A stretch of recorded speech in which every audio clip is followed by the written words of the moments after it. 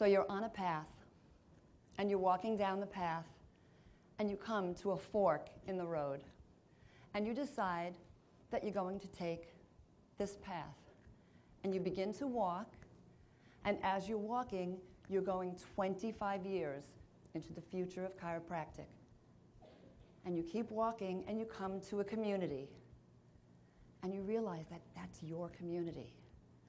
And you keep walking, and you come to an office, and you realize that's your chiropractic office. So you get closer and closer to it, and you look at the door, and you're horrified. It says, chiropractic physician. So you look in the window, and you're terrified. There's a staff that's not interacting with the patients. There are very few patients in the office, and they're wearing back braces and neck braces. And you say, this can't be. And then a doctor walks out of a room wearing a lab coat, has a stethoscope around the neck, and proceeds to go to the counter and write a script.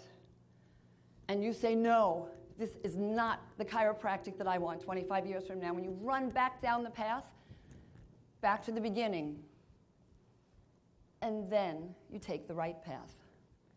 You begin to walk, and you're back in a community, and it's your community, and you see your office, and you walk up to the window and look at the door, and it says, chiropractor, all welcome. And you just take a deep breath, and you sigh of relief. And then you look into the window, and you see a happy staff interacting with the practice members.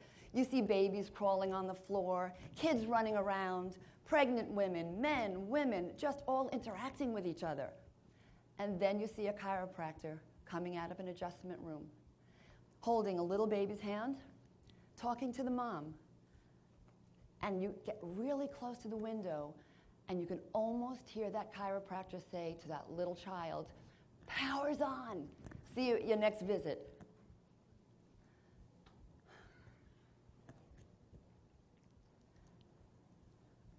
All of you at New Beginnings, I know you're on the right path.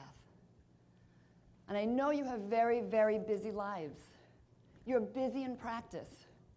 You're busy raising children. You're taking your kids to baseball games, to soccer games, to volleyball games. You're carpooling. You're very busy. You're students. You're very busy in school. Very busy getting through school. But the people on this path, they're busy just like you are. They're in practice just like you are. They're raising their families just like you are. They're taking their kids to baseball games and soccer games and volleyball games just like you are. They're students going to school just like you are, with one big difference. They have singleness of purpose, and they are determined to have drugs in chiropractic. They will do anything to make sure that happens. That is their path, and they are strong. They are committed, and they'll do that extra something to make sure that happens. This path needs you. This path needs you. So I ask you, if you could do one extra thing, just one extra thing for chiropractic, would you do it?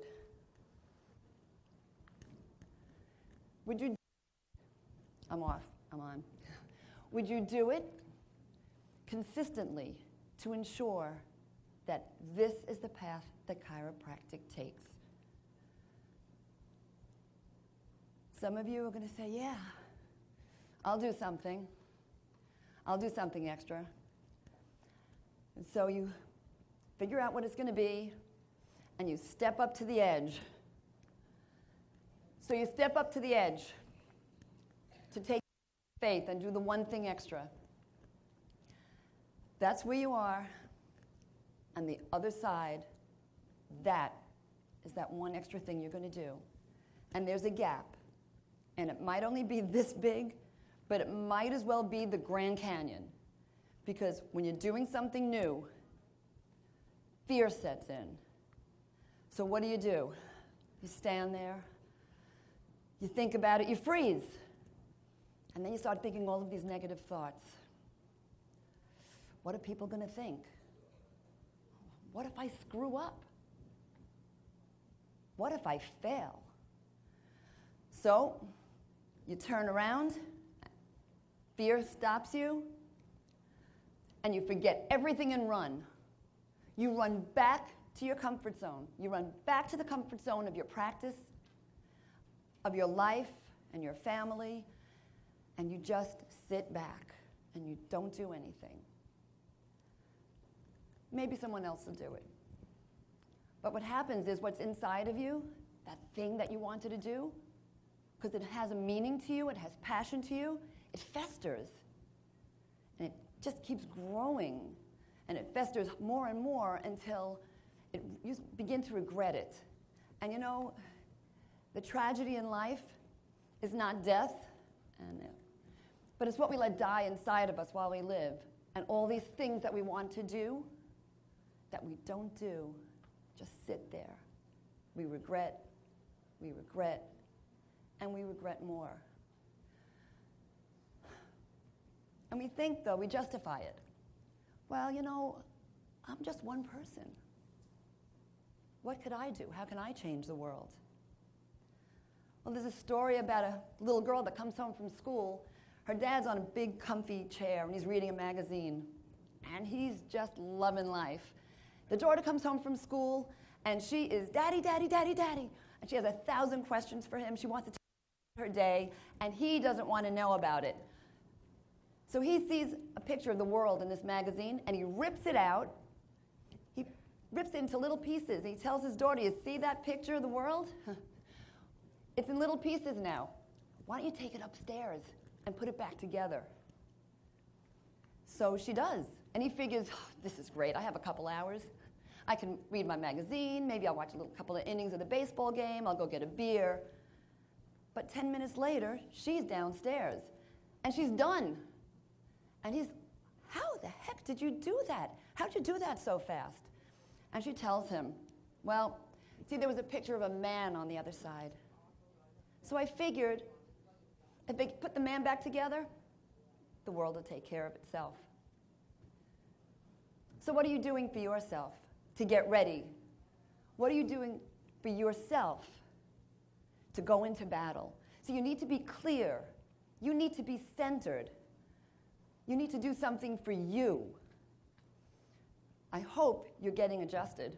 I'm sure you are, but sometimes we have a tendency to be the last ones to get adjusted. So just be sure you're doing that. But what else do you do to take care of you? There's a lot of things you can do. You can meditate. If that's something you love to do, just do it consistently. Maybe you like to journal. Well, then journal consistently. But you need to be clear, because if you go into battle all fogged up with 1,000 other thoughts in your head, and you're not centered, and you're not together, you're going to go into battle and you're going to die on the battlefield. You have a big fight to fight here. So you need to be strong. And when you are centered, and when you are clear, and you have that intention filled with passion, then you can charge. You got 3 choices in life. You can give up, you can give in, or you can give it all you've got. You see, you're still ready to go, but you still have those choices. You can give up, and the rest of your life, you'll regret it, and you'll just call yourself a failure.